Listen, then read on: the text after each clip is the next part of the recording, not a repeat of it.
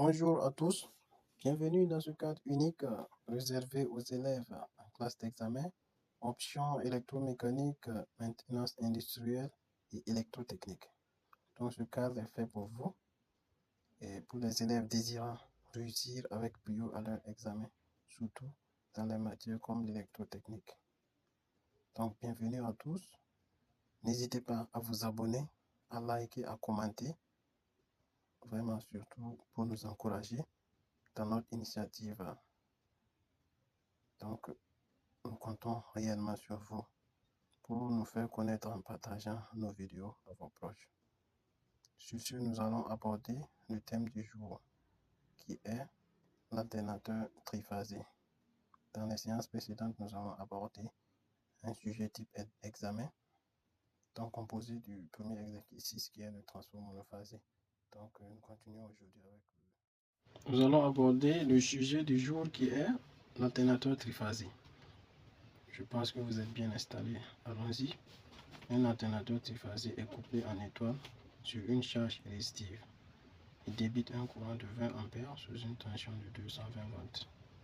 Donc une tension simple. Donc 220 volts ici, c'est une tension simple.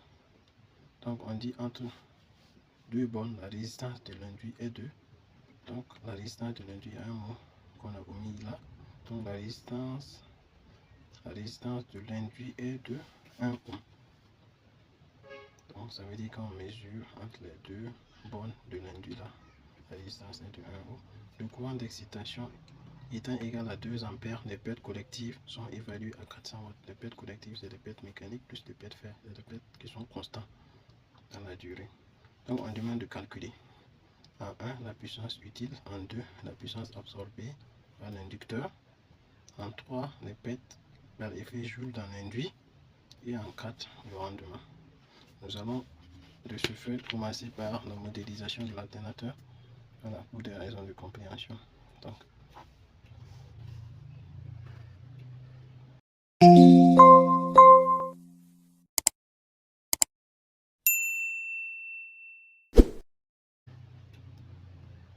Donc on va commencer par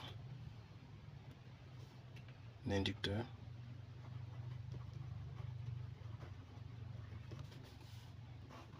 Il y a une tension d'excitation et un courant d'excitation.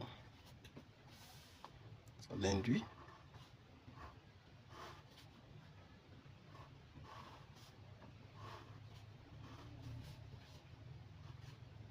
accouplé à une charge résistive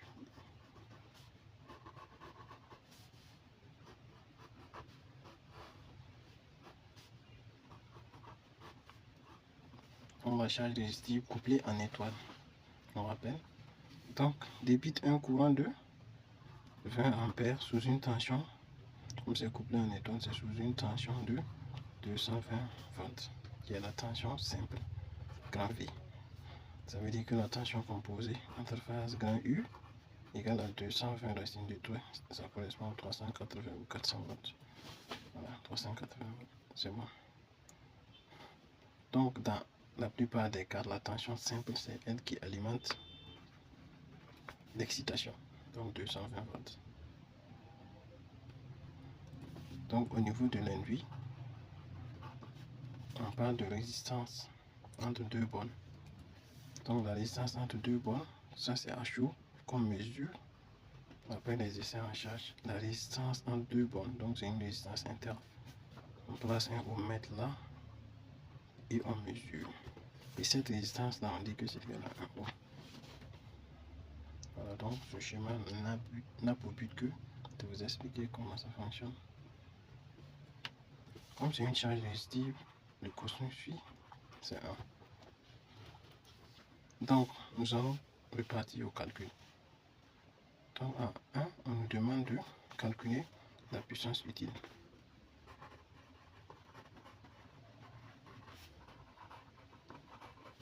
La puissance utile PU. PU, comme c'est un triphasé, la puissance utile, ici, n'est que puissance électrique. Donc, l'alternateur qui reçoit une puissance mécanique à travers une rotation de l'arbre fournit de la puissance électrique sur une charge. Donc, ici, on a U, la tension entre phases, I, le courant de ligne, multiplié par racine de 3, multiplié par le cosinus de la charge. Si le cos est égal à 1, donc on aura la tension UI, racine de 3. La tension entre faces, ça fait 380. Donc 380 multiplié par I, ou bien 380 qui est égal à 220 racine de 3, multiplié par I, de courant, qui fait 20 ampères, multiplié par racine de 3. Et ça donne, on va calculer. Ou bien autrement, vous pouvez écrire la formule de plusieurs manières. Hein. Ça fait 3 fois V. Ça fait 3 fois V, I, cos V. Donc 3 fois V, ça fait 3 fois 220 volts multiplié par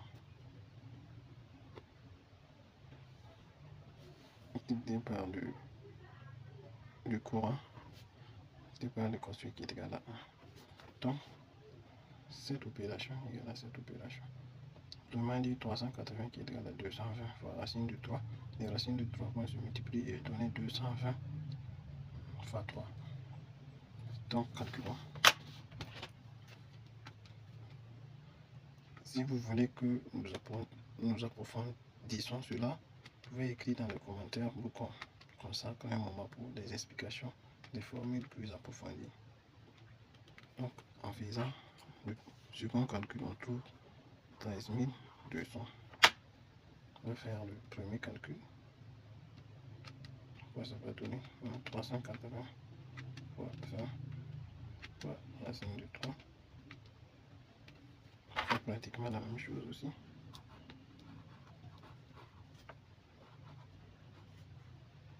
Virgule 59 watts. Donc ça donne pratiquement la même chose. Ensuite, après avoir calculé la puissance utile,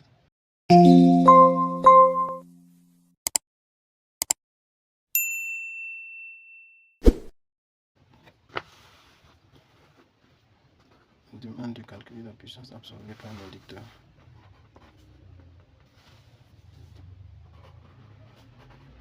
La puissance absorbée par l'inducteur. L'inducteur, c'est là où on injecte le courant d'excitation. Voilà, pour créer le déphasage entre les champs. Donc, le courant d'excitation multiplié par la tension d'excitation va donner la puissance absorbée par l'inducteur. C'est PE. On va noter PE égale à UE fois IE. Là-bas, le calcul est simple, il n'y a pas de cosinus là-bas. C'est égal à 220. Tension simple multiplié par 2, ça fait 440 watts. Ensuite, on demande de calculer les pertes par effet Joule dans l'induit. À cause de la résistance interne de l'induit, on a les pertes par effet Joule. Donc les pertes par effet Joule ou les pertes Joule, c'est la même chose. Pertes par effet Joule dans l'induit que on va noter PJ. PJR, PJ, PJS, voilà, PJS. Parce que ici l'induit est au stator. L'induit est au stator, ce sont les bobinages qui sont fixes. Donc on va noter PJS. PJS, c'est avec la formule 3 demi de R fois I au carré. Donc on dit quel que soit le couplage, PJS égale à 3 demi de R fois I au carré. Donc c'est une puissance établie par des démonstrations. Si vous souhaitez qu'on détaille ces formules, écrivez-moi en commentaire. Perte par effet Joule. Donc nous aurons une séance spéciale pour montrer que quel que soit le couplage, les pertes par effet Joule du stator égale à 3 demi de R fois I au carré. Écrivez-moi dans mes commentaires pour que je puisse le faire. N'oubliez pas, écrivez perte par effet Joule. Donc on continue. On a 3 demi multiplié par la résistance multiplié par le courant. Ok. carré. Donc après calcul, est-ce qu'on trouve 3 fois 20 au carré divisé par 2. Moi je trouve 600. Donc 600 watts. Ensuite la question suivante c'est quoi? On demande de calculer le rendement en 4. En 4, le rendement de l'alternateur. Donc le rendement égale à la puissance utile sur la puissance utile plus la somme des pertes. La somme des pertes c'est PJS, perte par effet joule, au niveau du stator, plus au niveau du stator, c'est-à-dire l'induit, la résistance interne de l'induit qui engendre cette perte là. Ensuite il y a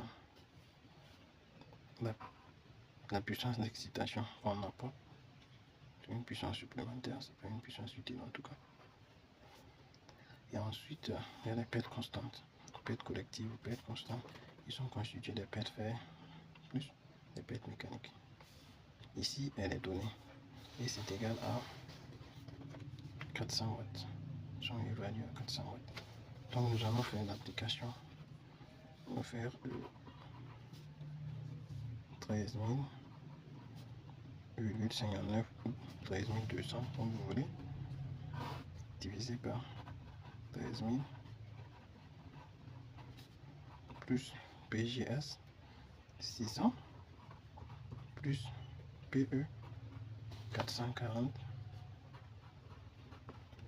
et plus PC 400. Donc après calcul, nous devons trouver le rendement en pourcentage.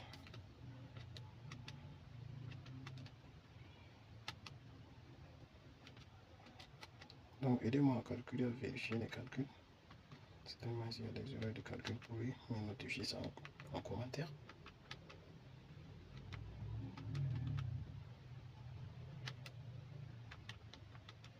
Donc calculons.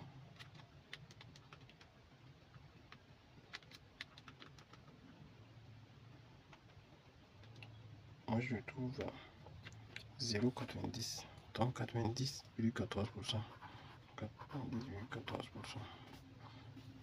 C'est quand même bien pour un alternateur. 90,94%. Donc j'ai certainement compris entre 85 et 95% pour les bons alternateurs. 95%. Donc ainsi prend fin cet exercice. N'hésitez pas à faire des commentaires, surtout des commentaires pour aborder d'autres sujets. N'hésitez pas à partager mes vidéos. N'hésitez pas à liker. Voilà.